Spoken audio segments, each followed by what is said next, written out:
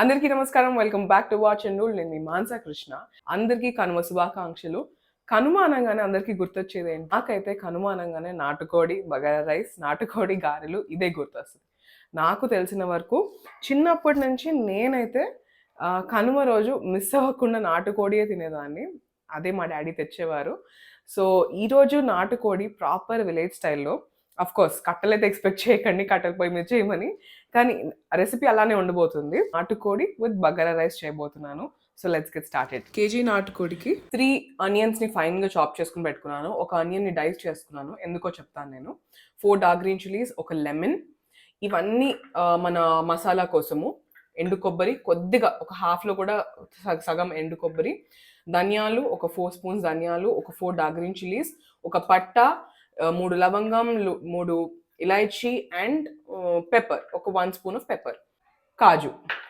తర్వాత బగారా రైస్ కోసం ఒక పెద్ద ఆనియన్ని పొడుగా కోసుకున్నాను, 4 డార్క్ గ్రీన్ చిల్లీస్, మసాలా సామాన్లు లవంగం, ఇలాయచీ, పట్ట ఒక 3 క్వాంటిటీస్లో వేసుకున్నాను. 3 లవంగం, 3 ఇలాయచీ, ఒక పట్ట, హాఫ్ పట్ట, ఇంకా బే లీఫ్, పుదీనా, కొత్తిమీర అండ్ బాస్మతి రైస్. ముందు బాగా కడిగిన నాటుకోడిలో ఉప్పు, జింజర్ గార్లిక్ పేస్ట్, పసుపు వేసి మ్యారినేట్ చేసుకుందాం. సో ఫస్ట్ ఒక ప్యాన్లో మనము జస్ట్ కొద్దిగా ఆయిల్ వేసుకొని ముందే అల్లం వెల్లుల్లిపాయ పేస్ట్, పసుపు, ఉప్పు వేసి పెట్టుకున్న నాటుకోడిని ఇంట్లో వేసేద్దాం. మూత పెట్టేసి మీడియం ఫ్లేమ్లో పెట్టుకుందాము. ఇది అయ్యే లోపల మన మసాలాకు కావాల్సినది రెడీ చేసుకుందాము. సో మనం హీట్ అయ్యింది కదా. సో ఇప్పుడు మనం ముందుగా పెట్టుకున్న ఒక 1 స్పూన్ ధనియాలు, ఒక 3 to 4 రెడ్ చిల్లీస్, ఒక పట్ట, 3 లవంగం, 3 ఇలాయచీ, ఒక స్పూన్ ఆఫ్ పెప్పర్ అండ్ హాఫ్లో కొంచెం ఎండు కొబ్బరి, వీటిని డ్రై రోస్ట్ చేసుకుందాం.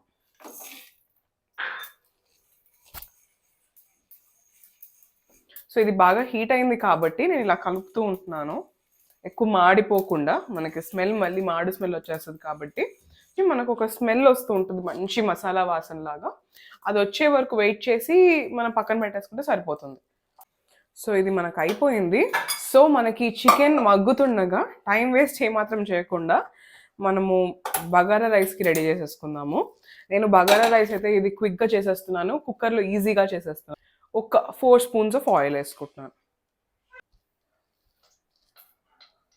సో ఆయిల్ మనకి హీట్ అయిపోయాక ఈ మసాలా సామాన్లు, 2 ఇలాయచీ, 3 లవంగం, ఒక స్టార్ అనీస్, బిర్యానీ పత్తా, ఇంకా ఒక హాఫ్ పట్ట షాజీరా, ఈ మసాలా సామాన్లన్నీ వేసేసుకుంటున్నాను.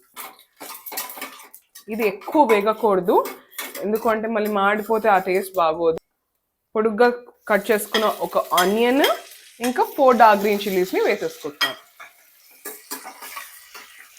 సో ఆనియన్స్ పొడుగా కట్ చేసుకున్న ఆనియన్స్, డార్క్ గ్రీన్ చిల్లీస్ వేసేసుకున్నాక సో ఆనియన్స్ బాగా వేగే వరకు మగ్గనిద్దాము ఆనియన్స్ని.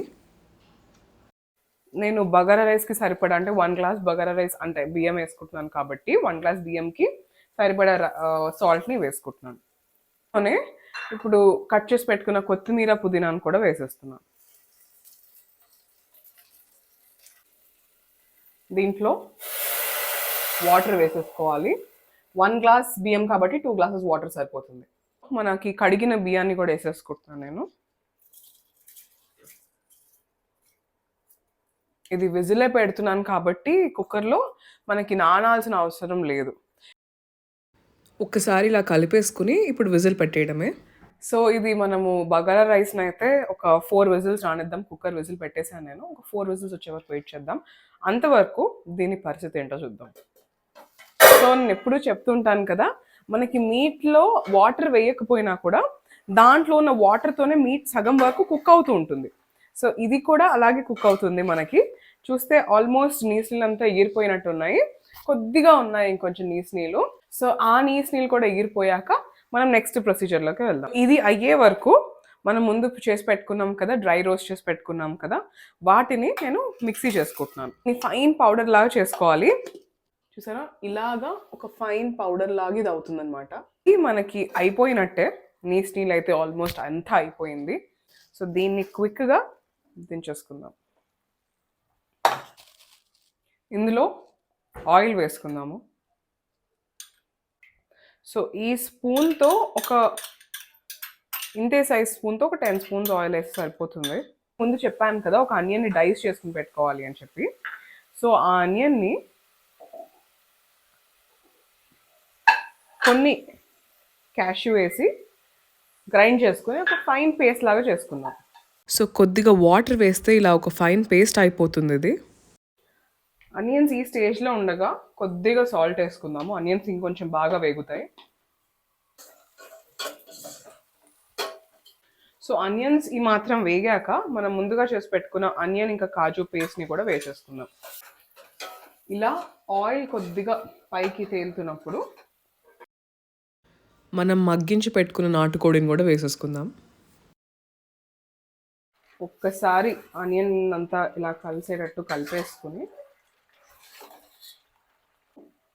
కారం ఒక 4 స్పూన్స్ వేసుకుంటున్నాను నేను. స్పూన్ యాజ్ ఇన్ నా స్పూన్ ఈ సైజ్ ఇంతే. సో నేను ఈ సైజ్తోనే వేస్తున్నాను. సో మీరు యాక్చువల్ స్పూన్ వాడితే ఒక 2 స్పూన్స్ వేసుకోవచ్చు. కారం ఒకటి వేసాము ఎందుకు అంటే పసుపు అవన్నీ ముందు వేసేసుకున్నాము. ఉప్పు ఇప్పుడే వేయట్లేదు ఎక్కువ. స్టార్టింగ్ మనం మగ్గించుకునేటప్పుడు ఉప్పు వేసాను, మళ్ళీ ఇప్పుడు వేయట్లేదు.